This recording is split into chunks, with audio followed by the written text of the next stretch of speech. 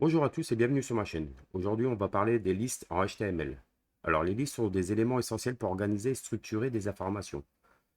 Donc, on va avoir trois types de listes. Les listes ordonnées, les listes non ordonnées et les listes de description.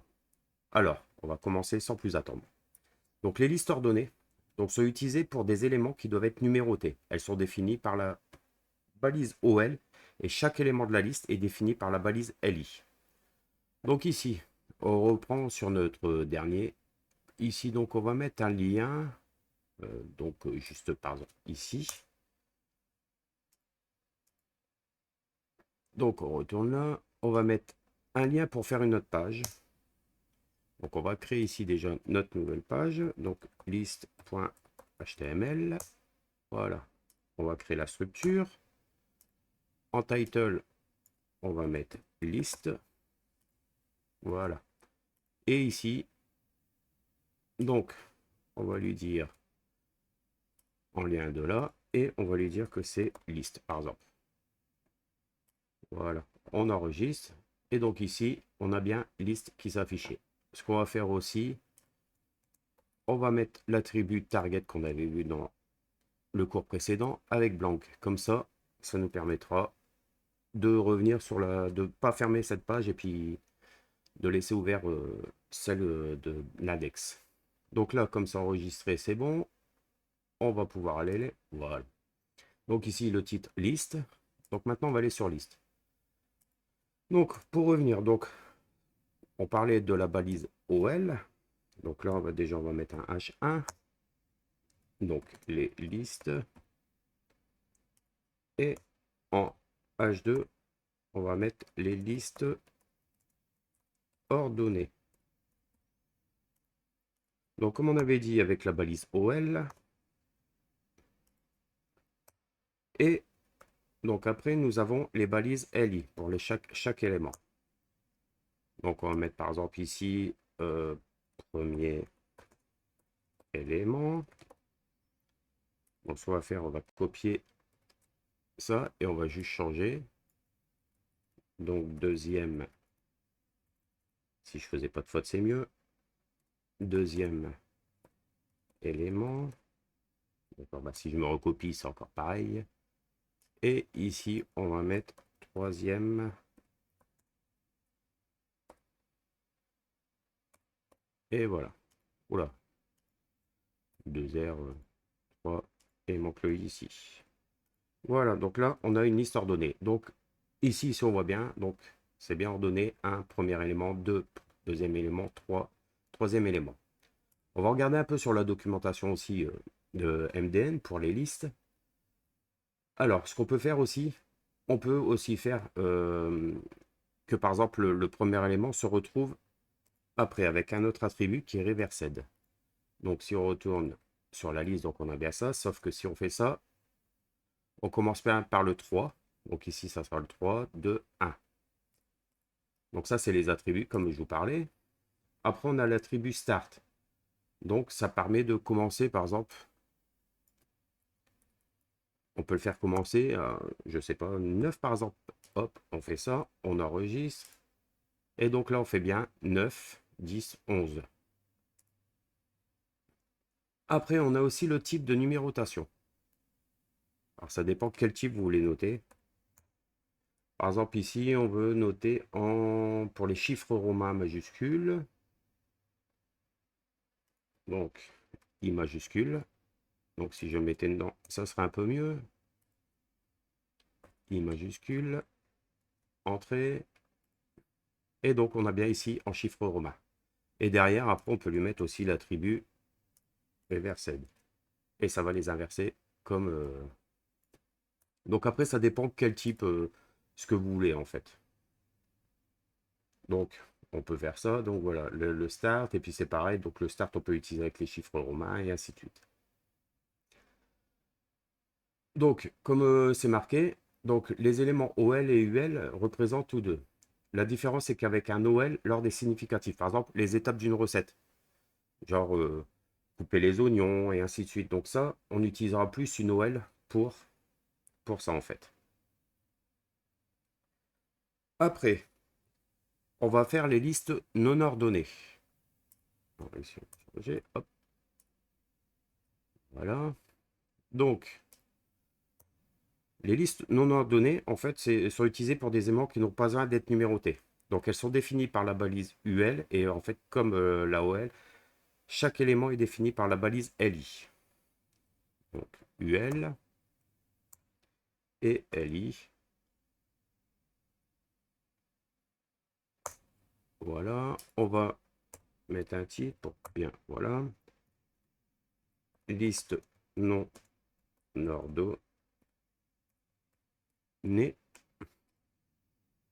Donc, on peut remettre le premier élément, mais vous verrez la différence.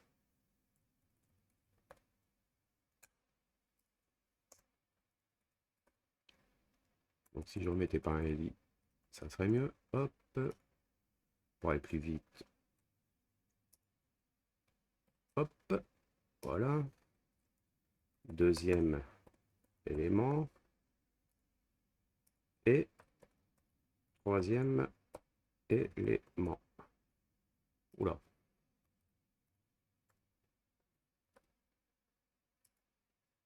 On enregistre, on retourne. Et donc ici, vous voyez qu'on a pu, en fait, les numérotations. On a juste ici des points. Donc si on va dans la documentation, on tape UL. Donc voilà. Une liste sans ordre particulier. Donc c'est représenté par une liste à puces comme on avait vu. Alors, attention, il y a pas mal d'attributs dépréciés ou obsolètes. Alors, on va essayer par exemple le type. Type, et il me le met pas.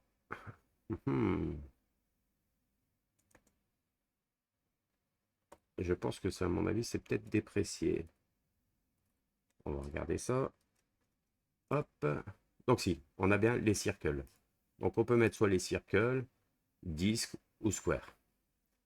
Alors, un quatrième type a été défini dans la WebTV triangle, mais tous les navigateurs ne l'implémentent pas. Donc, il faut faire attention au fait que ça soit bien implémenté. Après, comme les circles et tout ça ici, on peut les régler aussi en CSS. Et je pense que c'est mieux de faire par CSS.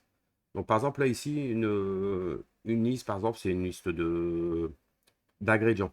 Donc, on n'a pas d'ordre prédéfini comme par exemple pour le OL où ça serait plutôt comment ça s'appelle? Une recette. Après, donc, après les deux listes là, on a une liste, alors que moi je n'ai pas trop utilisé, mais c'est bien d'en parler. C'est une liste de description. Donc, page 2, liste de description. Voilà. Donc ici, on va retourner là. Donc DT pour le terme d'une description. Identifier un terme dans la liste de définition de description. Cela apparaît en tant qu'élément dans forme d'un élément DL et suivi d'un élément DD. Donc plusieurs éléments DT qui se suivent indiqueront qu'ils partagent la définition définition, description fournie par le prochain élément DD. Donc un petit exemple par exemple. Alors DL. Donc DT, on va mettre par exemple HTML. Et DD, langage de balisage utilisé pour des pages web. Voilà. Après, donc ici, on va fermer un peu pour qu'on ait plus de vues. Ici, par exemple, on va mettre DT, CSS, DD, donc langage feuille de style utilisé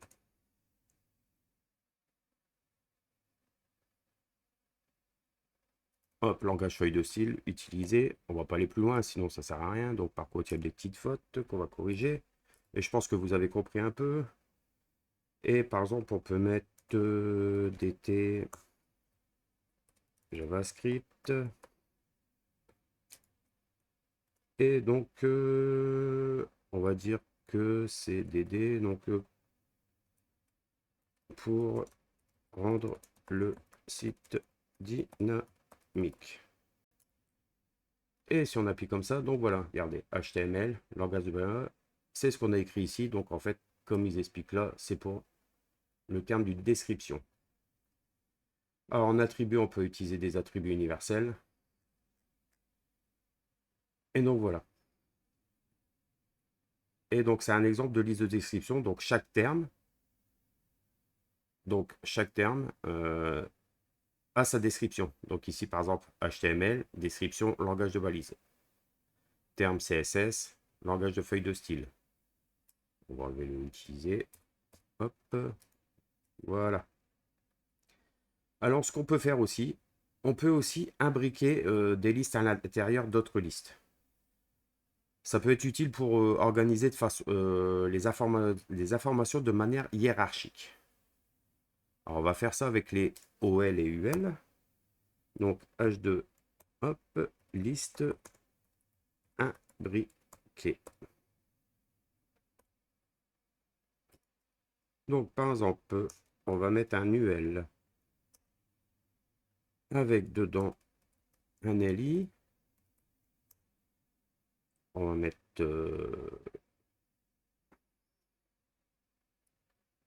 alors, je ne suis pas trop inspiré, élément 1,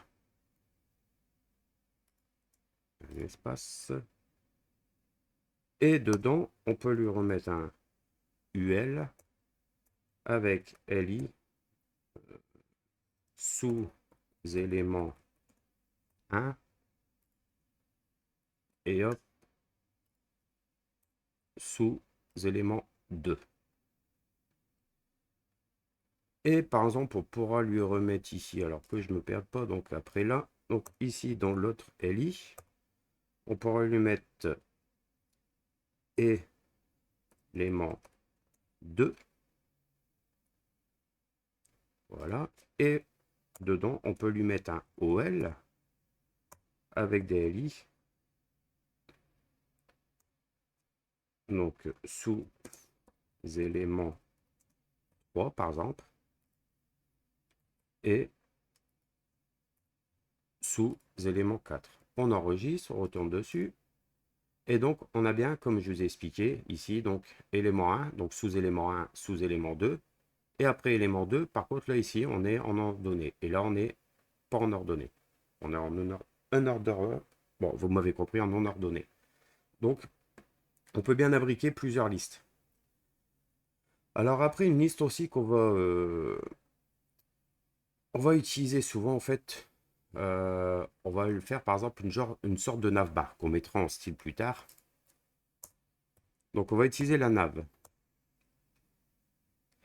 Et ici, par exemple, on va lui mettre un EL et dedans, plusieurs LI, par exemple, pour les liens vers d'autres pages.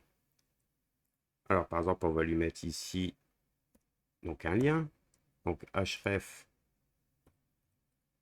on va mettre le index. Ici, on va lui mettre la liste. Et par exemple, on va recréer une autre page. D'accord? Et contact.html. Voilà, on refait la structure. Donc ici, le document, ça sera contact. On va mettre juste un H1 pour dire contact. Et on enregistre.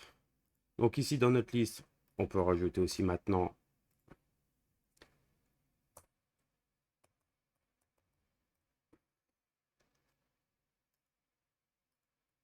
donc contact. Voilà, ici, on va le remonter pour le mettre pareil que tout le monde. Et si on enregistre, ah oui, si je mets pas ici, donc index.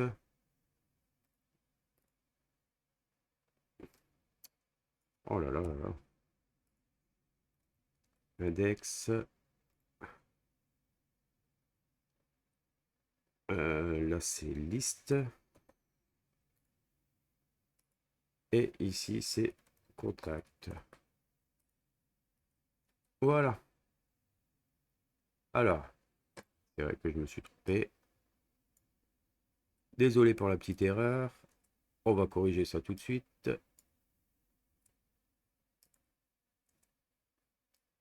Je ne sais pas pourquoi je l'ai mis ici. Voilà. Donc là, ici, on voit bien que c'est des liens. Donc si je vais là, je retourne bien à l'index.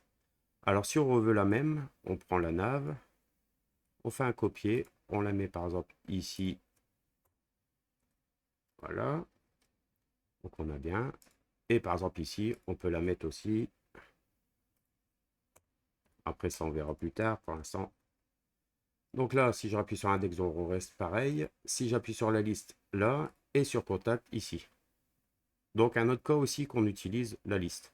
Donc désolé pour la petite erreur ici, je ne sais pas pourquoi je l'ai mis là. Donc ici, on a bien les liens et la navbar. Donc voilà, j'espère que ça vous a plu. Donc là, sur ce cours-là, on a vu en fait les trois types de listes. Donc les listes ordonnées, les listes non ordonnées, les listes de description. Alors c'est des outils quand même puissants pour organiser, structurer de manière claire et lisible. Euh, on voit aussi l'utilisation de l'UL donc pour la navbar. Donc ici, l'empty circle, donc les petits points ici, on pourra les enlever en CSS. On pourra aussi la mettre en horizontal. Mais ça sera dans des prochains cours en CSS. Donc j'espère que cette vidéo vous aura été utile. N'hésitez pas à poser des questions dans les commentaires et à vous abonner à la chaîne pour plus de tutoriels et de développement. Donc désolé un peu pour les hésitations, je suis un peu tout nouveau, donc voilà. Donc je vous remercie de m'avoir regardé et à bientôt pour une nouvelle vidéo. Et puis bon code.